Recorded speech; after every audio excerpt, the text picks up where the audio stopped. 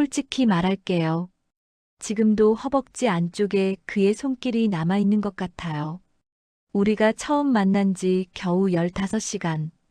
그 짧은 시간 동안 저는 21년 결혼 생활에서 한 번도 느껴보지 못했던 절정을 6번이나 했습니다. 남편은 지금쯤 거실 소파에서 코를 골며 자고 있겠죠. 저는 강릉의 작은 호텔방, 창문 너머로 들리는 파도 소리 사이에서 누군가의 아내가 아닌 그냥 한 여자로 숨을 쉬고 있었어요. 이건 사랑이 아니라 그냥 오래 굳어있던 몸이 다시 살아나는 소리였을지도 모릅니다. 황혼의 비밀 통로, 오늘은 조금 더 조용히, 그러나 더 뜨겁게 들려드릴게요. 저는 윤다연, 올해 51살입니다. 결혼한 지 25년째. 남들이 보기엔 평범한 중년 부부였습니다. 하지만 우리 부부는 이미 오래전에 감정이 말라버렸습니다. 대화도 스킨십도 감정도 없는 그저 같은 집에 사는 남남이었죠.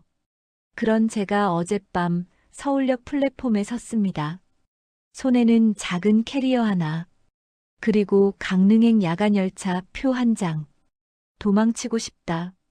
그 생각 하나로 저는 그 열차에 올랐습니다.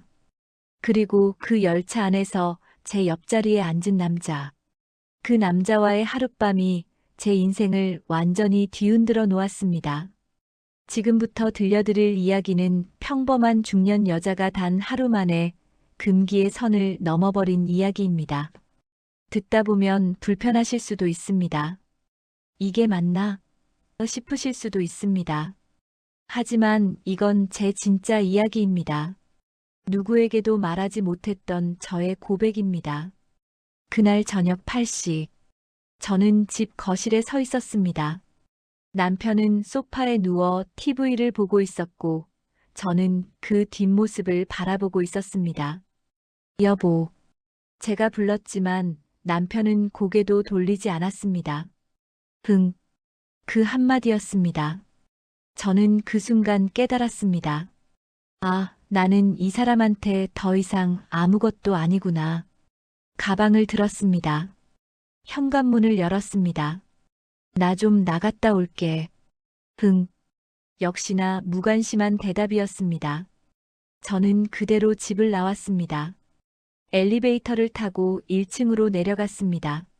아파트 단지를 빠져나왔습니다. 어디로 갈까? 평소 같으면 근처 카페에서 시간을 보내다가 다시 집으로 돌아갔을 겁니다. 하지만 그날은 달랐습니다.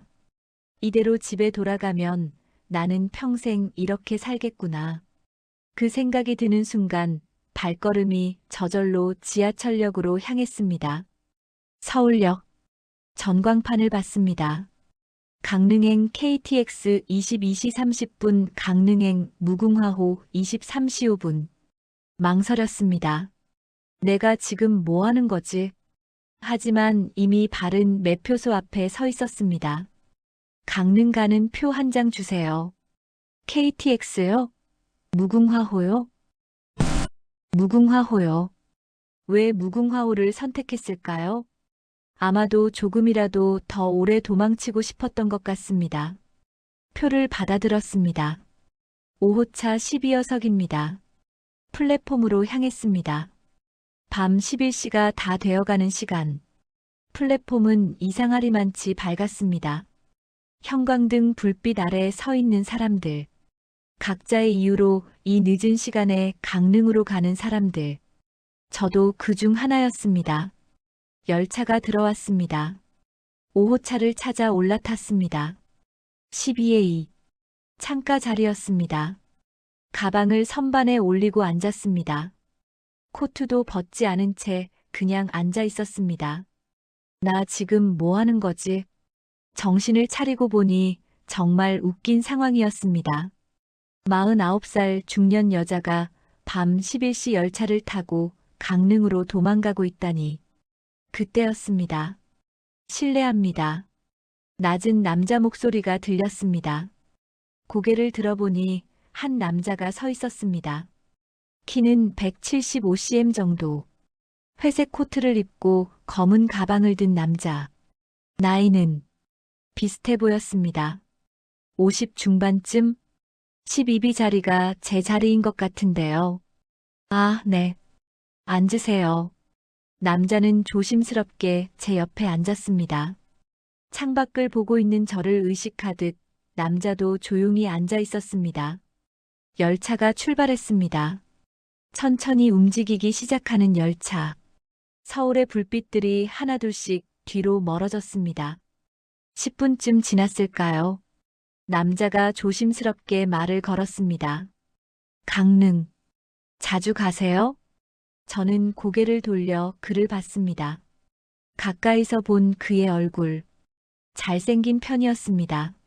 하지만 제가 먼저 본 건 그의 얼굴이 아니라 눈빛이었습니다. 이 사람도 도망치는 중이구나. 무언가를 피해서 무언가에서 벗어나려고 이 열차에 탄 사람. 저와 같은 눈빛이었습니다. 아니요. 오늘은 그냥 멀리 가고 싶어서요. 솔직하게 대답했습니다. 남자가 피식 웃었습니다. 저도요. 그냥 끝까지 가보고 싶어서 가장 늦은 열차를 탔습니다. 그 말에 제 안에 있던 경계심이 조금 풀렸습니다. 도망치고 싶은 날이 있잖아요. 제가 먼저 말을 꺼냈습니다. 네. 그냥 모든 걸 버리고 어디론가 떠나고 싶은 날이요. 오늘이 저한텐 그런 날이었어요. 남자는 잠시 저를 바라보다가 고개를 끄덕였습니다. 저도요. 집에 있기가 너무 답답해서 그냥 나왔습니다. 혼자 사세요? 아니요. 결혼했어요. 남자의 왼손을 봤습니다. 반지가 끼워져 있었습니다. 저도 반사적으로 제 왼손을 봤습니다. 똑같이 반지가 끼워져 있었습니다. 우리 둘 다 기혼자구나. 그 사실이 묘하게 안심이 되었습니다. 적어도 서로에게 무언가를 기대할 이유는 없다는 뜻이니까요. 저도 결혼했어요. 25년째요. 오래 사셨네요. 저는 22년 됐습니다.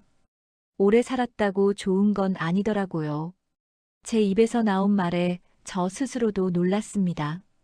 처음 보는 사람한테 이런 말을 하다니. 하지만 남자는 놀라지 않았습니다. 오히려 공감하듯 고개를 끄덕였습니다. 맞아요. 시간이 지난다고 가까워지는 건 아니더라고요.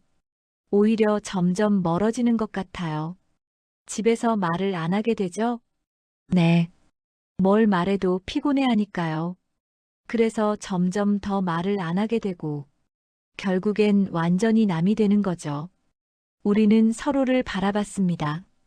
처음 보는 사람인데 이상하게 서로를 이해하는 것 같았습니다. 시간이 지나면서 대화는 더 깊어졌습니다. 언제부터였어요? 이렇게 된 게. 남자가 물었습니다. 정확히는 모르겠어요. 근데 아마 남편이 제 이야기를 진짜로 들어준 게 언제였는지 기억이 안 나는 순간부터요. 들어주는 척은 하지만 실제로는 안 듣죠. 맞아요. 핸드폰 보면서 응, 응 하는 거요. 그러다가 아까 뭐라고 했어? 물어보면 화나죠. 내가 뭐 공기냐고. 우리는 동시에 웃었습니다. 웃긴데 슬픈 이야기였습니다. 저는요. 남자가 말했습니다.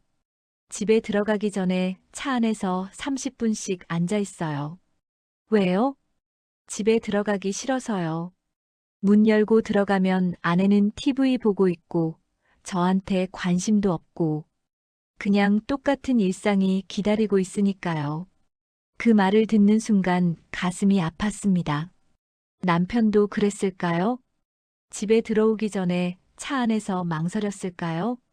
아니, 우리 남편은 그런 감정조차 없을 것 같았습니다. 그냥 무덤덤하게 집에 들어와서 소파에 누워 TV만 봤습니다. 거울 볼 때마다 느껴요. 제가 말했습니다. 내 얼굴이 안 보여요. 그냥 누구의 아내, 누구의 엄마만 보여요.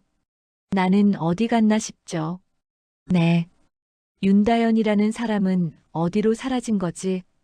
그래서 오늘 도망친 거예요? 네.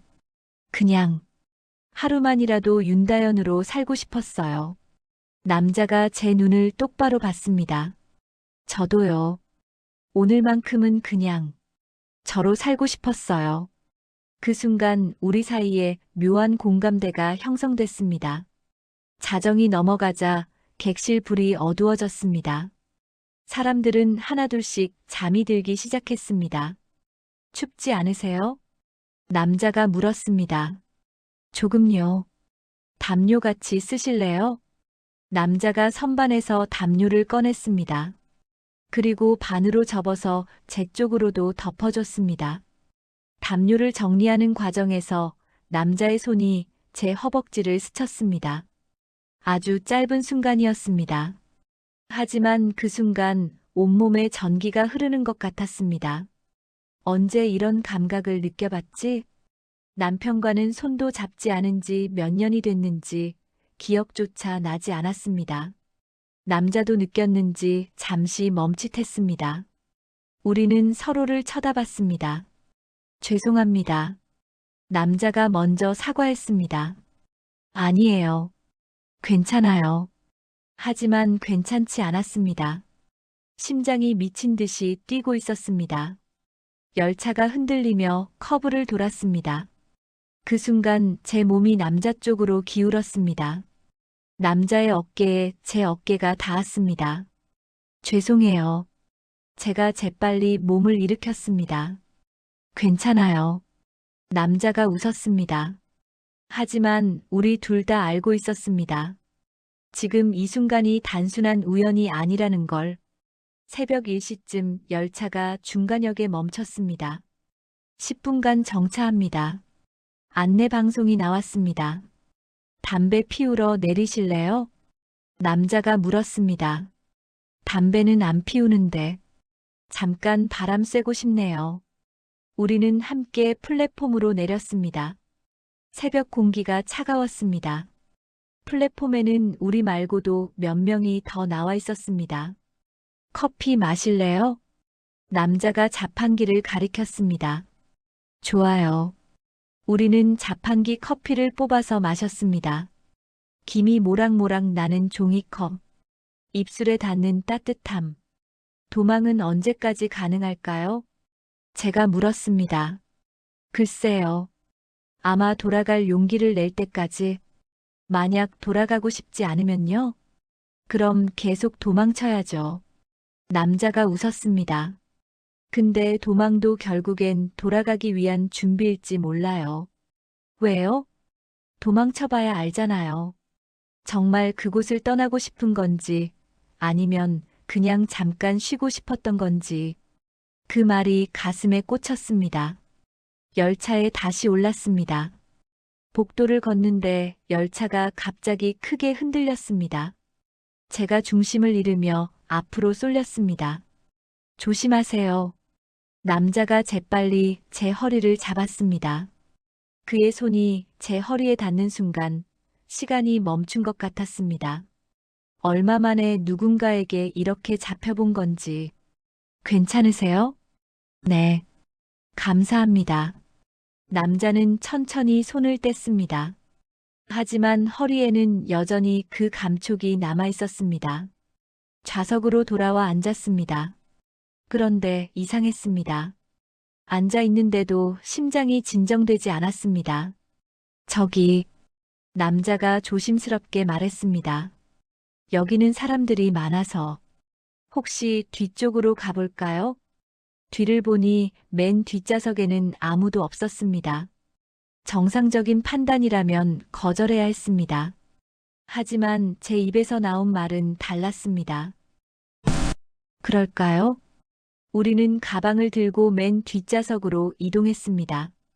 뒷좌석. 앞에는 아무도 없었습니다. 우리를 볼 사람도 없었습니다. 조명도 더 어두웠습니다. 나란히 앉았습니다. 침묵이 흘렀습니다. 하지만 이상하게 불편하지 않았습니다. 열차가 달리는 소리, 창밖으로 스쳐 지나가는 어둠, 그 속에서 우리 둘만 존재하는 것 같았습니다.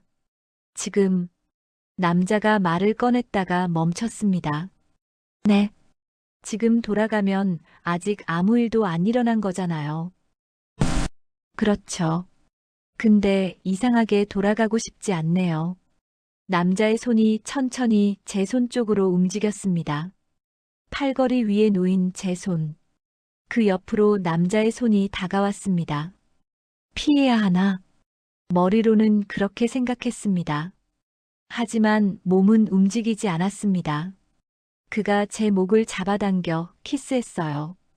혀가 들어오는 순간 10대 때로 돌아간 기분이었어요. 그의 손은 제 블라우스 안으로 들어가 브라를 위로 걷어 올렸고 가슴을 입에 물자마자 저는 허리를 뒤로 젖히며 좀 더 하고 신음했어요. 우리는 소리를 참으며 서로를 탐하기 시작했습니다. 열차가 흔들릴 때마다 그의 손가락이 제일 안쪽을 건드렸고 저는 입을 막고도 신음이 새어나왔어요. 죄책감 들죠? 남자가 물었습니다. 네. 솔직하게 대답했습니다. 저도요. 근데 이상하게 살아있는 느낌이 들어요. 그 말에 저도 고개를 끄덕였습니다. 맞아요. 저도 오랜만에 심장이 뛰는 걸 느껴요. 언제부터였어요? 이렇게 죽은 사람처럼 산 게. 모르겠어요. 어느 순간부터 그냥 감정이 사라졌어요. 남자가 제 손을 더 세게 잡았습니다. 저도요. 집에서는 그냥 숨만 쉬고 있는 것 같았어요. 오늘이 특별한 이유가 뭘까요? 제가 물었습니다. 우리가 서로를 모르니까요. 모르니까? 네. 이름도 직업도 사는 곳도 모르니까. 그냥 오늘 하루만 존재하는 사람들이니까.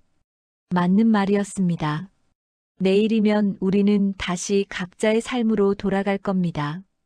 오늘 밤은 그냥 꿈 같은 시간일 뿐입니다. 강릉역입니다. 강릉역입니다. 안내 방송이 나왔습니다. 이미 새벽 3시가 넘었습니다. 우리는 천천히 손을 놓았습니다. 플랫폼에 내렸습니다. 차가운 새벽 공기. 멀리서 바다 냄새가 희미하게 났습니다.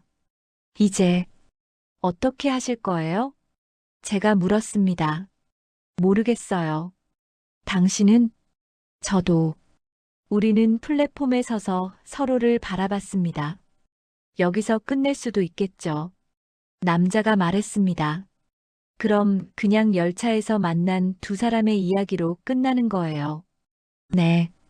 근데 여기서 끝내기엔 너무 아쉬운데요.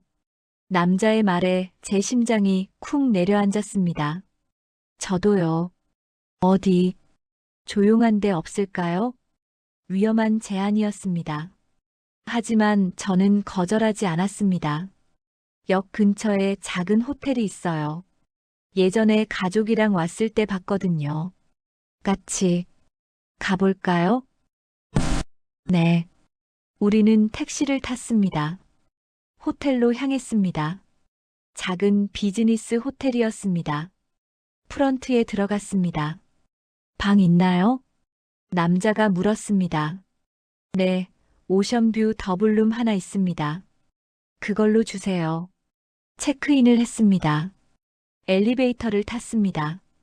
좁은 공간 안에서 우리는 서로를 의식했습니다. 5층. 복도를 걸어 방으로 들어갔습니다. 문을 열자 바다가 보였습니다. 창문 너머로 새벽 바다가 펼쳐져 있었습니다. 와, 저도 모르게 감탄이 나왔습니다. 바다 소리 들려요. 창문을 조금 열자 파도 소리가 들려왔습니다. 우리는 창가에 서서 바다를 바라봤습니다. 지금 돌아갈 수 있다고 하면 돌아가실 건가요? 남자가 물었습니다. 모르겠어요.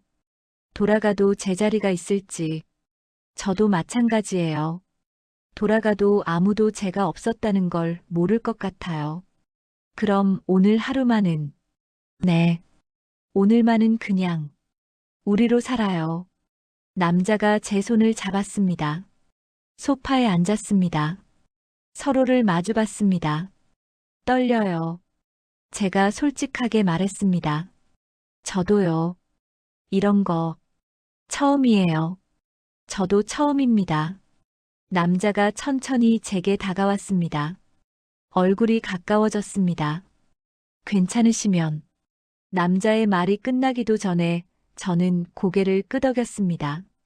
그리고 우리는 서로를 끌어안았습니다.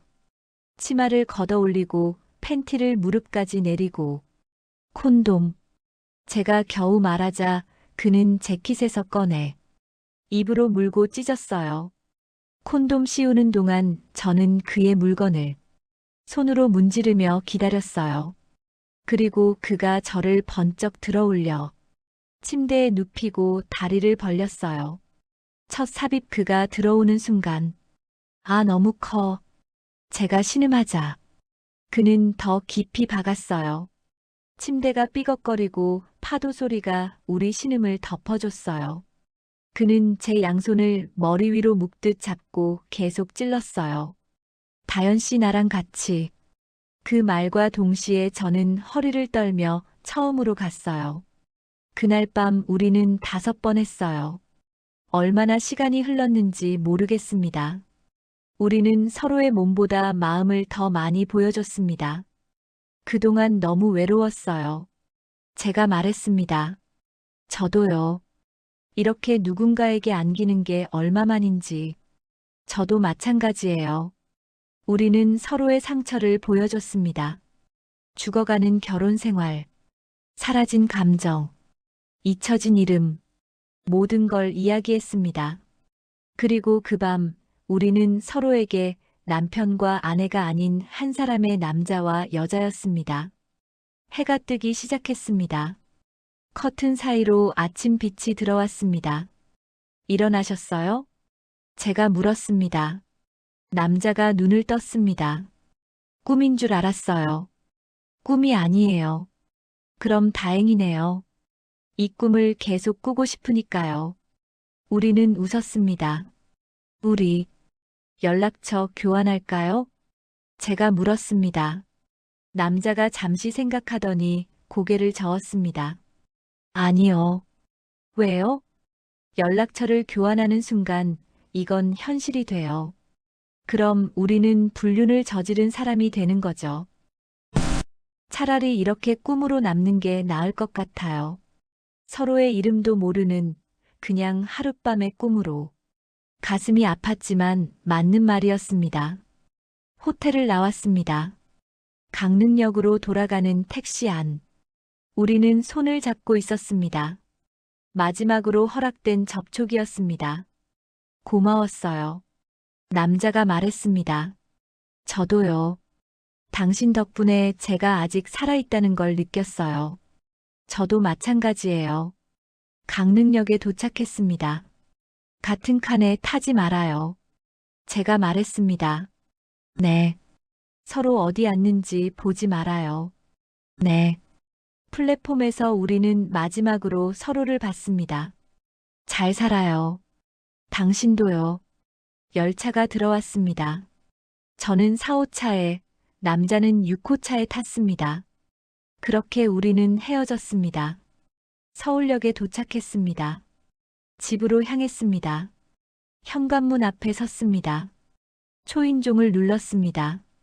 남편이 문을 열었습니다. 어디 갔다 와? 산책하고 왔어. 밤새? 응. 머리 좀 식히고 싶어서. 예전 같으면 변명을 늘어놓았을 겁니다. 하지만 이제는 아니었습니다. 우리 이야기 좀 할까? 제가 먼저 말했습니다. 무슨? 우리 관계 말이야. 언제부터 이렇게 된 건지. 남편의 표정이 변했습니다. 갑자기 왜? 갑자기가 아니야. 오랫동안 생각했어. 우리 이대로 살면 안 될 것 같아. 그날 밤의 경험이 저를 바꿨습니다. 더 이상 죽은 사람처럼 살고 싶지 않았습니다. 그 후로 제 삶은 조금씩 변했습니다. 남편과의 관계도 조금은 나아졌습니다. 완전히 회복된 건 아니지만 적어도 대화는 늘었습니다. 그 남자는 어떻게 지내고 있을까요? 이름도 모르고 연락처도 모릅니다. 아마 다시는 볼 수 없을 겁니다. 하지만 그날 밤은 영원히 제 기억 속에 남아있을 겁니다. 저를 다시 살아있게 만들어준 그 하룻밤. 혹시 여러분 중에도 지금 도망치고 싶은 분이 계신가요? 그렇다면 용기를 내보세요. 도망쳐도 괜찮습니다. 그 도망이 당신을 다시 살아있게 만들어줄 수도 있으니까요. 하지만 한 가지만 기억하세요. 도망친 후에는 결국 돌아가야 한다는 것을. 그리고 돌아갔을 때 어떤 사람이 될지는 당신의 선택입니다. 황혼의 비밀 통로였습니다. 구독과 좋아요, 알림 설정 부탁드립니다. 다음 이야기에서 또 만나요.